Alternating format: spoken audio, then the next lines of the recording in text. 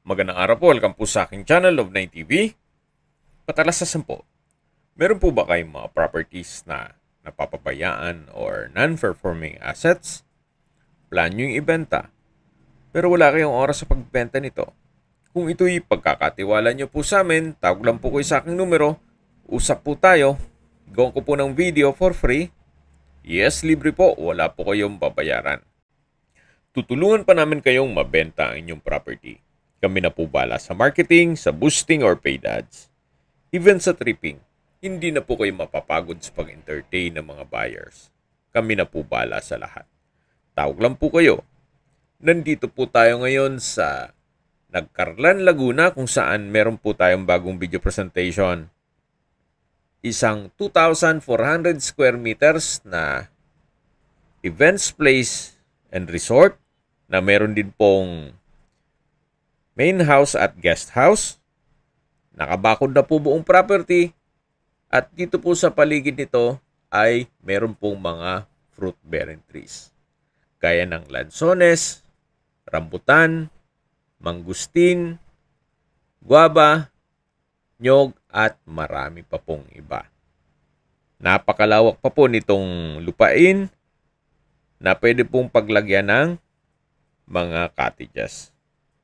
Yan po, tunguhin nyo po. Napakaaliwalas, sariwa ang hangin, at malamig po ang klima. Hanggang dito po sa dulo ang property line. Actually, kung mahilig po kayong magmanok, pwede pong maglagyan ng mga tipis dito para maglatag ng mga panabong na manok. So, napaganda po ng lokasyon. Walking distance lang po ito mula sa main highway. At malapit po sa mga business establishments. Tungkol naman po sa income, ito pong swimming pool ay per head ang bayad dito. So, 100 pesos. So, malaki naman po ito kaya marami pong ma-accommodate dito. At doon naman po sa venue o events place na kayang mag-accommodate ng 300 packs. So, nasa 7 to 8,000 pesos. Depende kung kakilala. Siyempre, magbibigay ng discount. Then, kung sakali man na gustong mag-overnight, ang guest ninyo, meron pong main house at guest house na pwedeng paupahan. Ito po yung swimming pool. Yan po, well-maintained po siya. Kaya ready for operation. Yung filtration is maayos. Then meron din po siyang own source of water. Pero aside from that, meron din pong linya ng tubig mula sa water district dito sa Nagcarlan. Habang naglilibot po tayo, pag-usapan na natin ang distance, location at travel time. Mula po sa bayan mismo ng Nagcarlan kung saan kompleto na po doon gaya ng public market, groceries, convenience store, remittance center, banks, schools, church at Nagcarlan District Hospital. Ang distance is 3.4 kilometers or ang travel time is 5 minutes. Yan po yung lagi kong binabanggit sa inyo na dapat nyo yung i-consider sa paghanap ng property yung meron pong malapit na hospital. Hindi ko naman po sinasabing sakitin kayo. Yan naman po for emergency purpose lang naman. At mula naman po sa San Pablo City, ang distance is 14 kilometers at ang travel time is 30 minutes. Mula naman po sa UP Los Baños, ang distance is 27.8 kilometers at ang travel time is 51 minutes. Kung manggagaling naman po sa Manila o sa airport, ang distance is 88.2 kilometers at ang travel time is 2 hours and 19 minutes. Okay, balik po ulit tayo dito sa events place o venue. Meron po itong kasamang tables and chairs for 300 packs. So far, maayos din po siya. Pati bubong. Wala po kayong papagawa dito. At meron din po pala itong kasamang video okay. May indoor basketball court na rin. Yan po, nakita nyo yung ring. At dito naman po sa side na to ay storage room. So, malaki naman ang espasyo niyan. Silipin po natin. So, naka-solid wood door po ito. Then, may mga rack na rin siya. Yan po yung tables and chairs na tinutukoy ko. At dito naman po yung kitchen. May aluminum glass doors and windows na rin po. Then, naka-tile flooring. Sa dulo po ay may kitchen countertop. At may access din po yan mula sa main house. Tunghayan nyo po ulit itong venue o events place. At lilipat na po tayo dun sa harapan ng bahay. So, nandito na po tayo.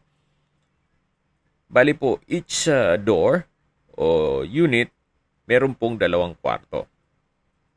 So, ito po yung guest house. Then, yung may balkonahe ay yung main house. At meron pong secondary gate. Dito po sa harapan ay may garden at may mga ornamental plants. So, check po natin itong guest house na naka-solid wood door. Then, meron pong 2 kwarto. Ito po yung living area. Sa dulo yung dining area at yung kitchen. Yan po yung first bedroom. Then, second bedroom. At ito po yung dining area. Then, yung kusina. At may access door. Pag diniretso nyo po yan, papunta sa events place. May sariling toilet and bath din po. Maayos din ang toilet fixtures. Naka-tile bathroom wall. At may hot and cold shower set. May bathroom window din po siya. So, halos same floor plan din po ito dun sa main house.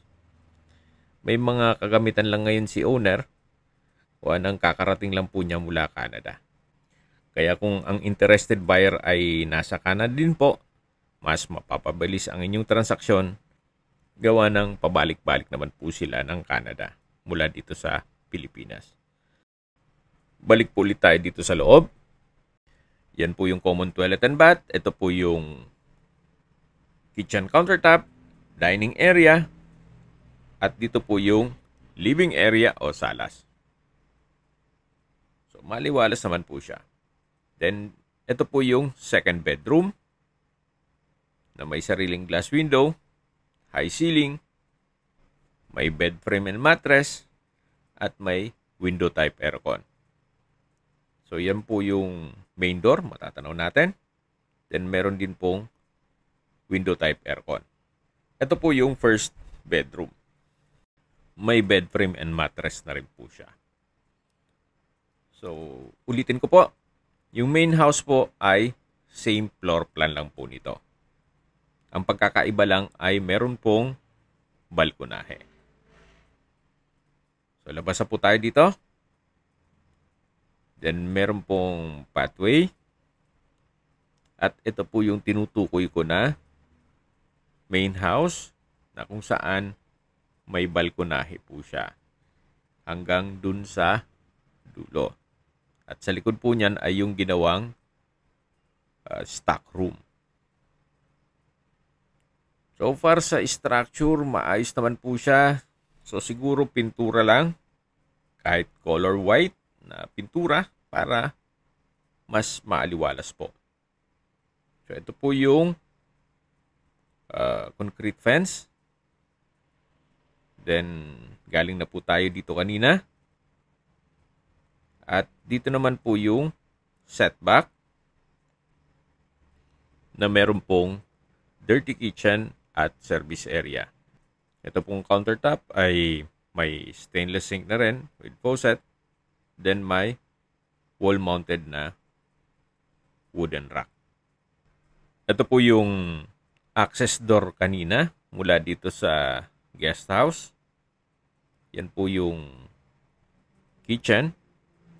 Then dito naman po kung sakali man na may lulutuin yung mga guest, especially sa events place, pwede nilang gamitin po ito. Then dito po sa dulo ay meron pa pong another room. May maliit na kitchen countertop at hindi lang natin mapasok po ito at hindi available yung may dala ng susi.